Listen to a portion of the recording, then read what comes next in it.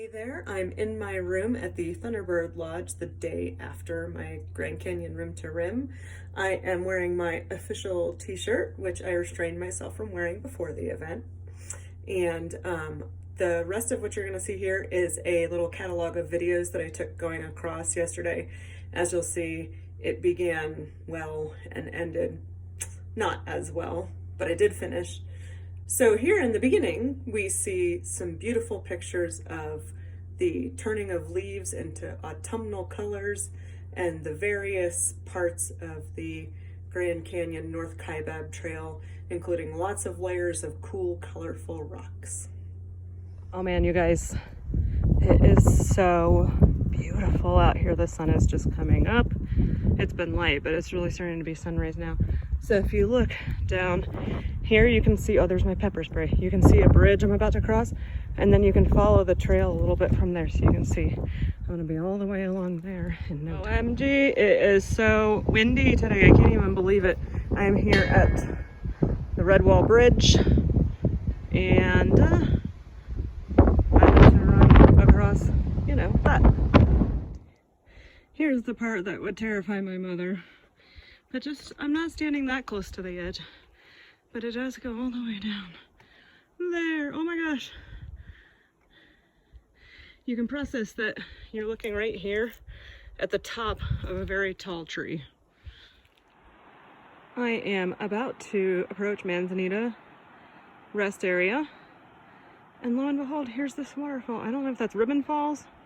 I don't remember, but I came from, you know, way up there, and I've done some of the steepest descent I'm gonna do. Okay, apparently that is Roaring Springs. I am not intending to take that little out and back. Okay, friends, keeping up with my journey here. I am at Manzanita Rest Area, and you can see the creek here behind me. That's Bright Angel Creek. We'll eventually float into the Colorado. Hello. There's water here. I just filled up. That should make Vivian happy. And there's a reliable composting toilet here that isn't totally disgusting. So now I run to Phantom Ranch. It's actually kind of hard to see what I'm capturing on my camera because of the way the sun is, but you can see rim up above, rim out beyond, and this is Bright Angel Canyon that you're looking at, side canyon of Grand Canyon. There's the other side of that, and then these kinds of plants right here are century plants, and I just missed the peak blooming season for those. Well, gang, we have fall number 1. I'm sure it was bound to happen, so it's a good thing I carry a first aid kit. Okay, having just crossed that bridge, that means I am officially in the box, which means, for those of you who don't know, that I am surrounded by steep canyon walls that trap the heat and are the bane of many runners and hikers' existence. So it's not too hot today, it's warm. Hopefully it will not be over 100 degrees running through here. You know, it is warm. You know, you can see the sun just all over those cliffs and how it would hold it in. But it's not 100 easily. Might be in the low 90s or upper 80s. I don't mean to diminish the fact that people have died of heat in here. That's not as bad as I expected. Y'all, after I filmed that last video, I ran in the direct sun for a little bit. And man, people are not kidding. The box is hot. And I think today it's not as hot as it normally is. That's a blessing. Y'all, I am so happy to be here.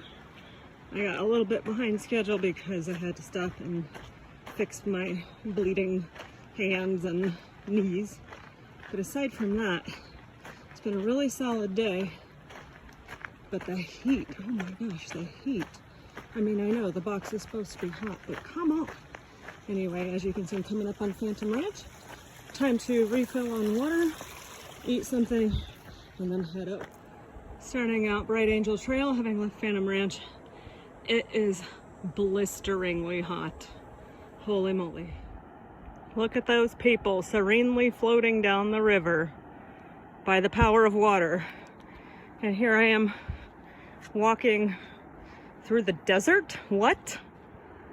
And just in time for me to stand completely in the sun with no shade, here comes a mule team, which will no doubt drop a bunch of mule droppings as they pass. Well, this whole stretch from Phantom Ranch up to the river and a little bit beyond had looked runnable on paper, even with elevation charts and all of that, but the one detail that was missing is that the entire way is this powdery, deep, soft, like beach sand. So I have had to walk instead of run a big stretch that I intended to run. And because it is blazing hot, I don't know what the actual temperature is, but man, oh man, hot, hot, hot, hot, hot. It's all in exposed sun. So because of that, I would have really liked to run it to get through that stretch faster. But right now, taking a break in the shade so that I don't puke my guts out. You know, normally I like patchouli, but somebody just came by me going downhill. She just reeked of it, and man, that almost pushed me over the edge. Man, that was unpleasant. Also, I brought 2 of these instant cold packs for just this moment. Neither of them works. I just got to this here creek, and I dipped my hat in it, and that is awesome. So I am about to enter the passage of the Bright Angel Trail known as the Devil's Corkscrew. I managed to find a little piece of shade to take a break, which is good. I am way behind schedule, but I will still make the meet point with Thomas before his panic time. So that's good. But man, it is hot. I don't know how hot it is. I'll have to look later. But if you told me it was 100 degrees, I would believe that. Oh, and just to prove that point, my watch, my Polar, which is supposed to help me keep track of my heart rate and my mileage and all of that, completely died, presumably from the heat. All right, Devil's Corkscrew. You can see where it went all the way along there. You can't see every switchback. You can see it comes back up over here, comes around to where I am now. It is brutal.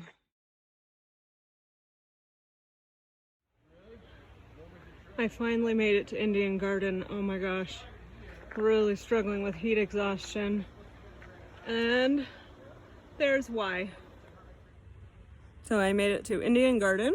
I have rendezvoused with Thomas Shoebotham as planned, with only a little problem finding each other, but we made it. And apparently, what the rangers were saying to him or to some people down in the canyon is that it was 110, hence my problems with the heat. Here we see the gigantically fat canyon squirrel eating the remnants of some soup that I just tossed out. They are gigantically fat because people like me discard food here. And here you can see that I have totally defied the sign, although I didn't hand it to the squirrel, to be fair. Still plenty of uphill to go here. Maybe about 3-ish miles to go. But look at that. Look at that canyon view. And if you look, you can see the trail that I came up. So much elevation gain already. I know what you're thinking. There's nothing in this video. That's because Emily is finishing in the dark with a very patient Thomas. But if you look, there's also a beautiful moon and some stars happening. And yes, I do have a headlamp. There is no way to make this final entry pretty. You can see where my headlamp was resting on my forehead. My hair has an awesome combination of sweat and sunscreen sticking it together. And I legit questioned my ability to walk out of that canyon at a couple points. I'm super glad I did it, and boy am I glad that it's done. I went from about 40 degrees in the morning to 110 in the base, and then back up to I don't even know what at the end. And I am tired, y'all. See ya.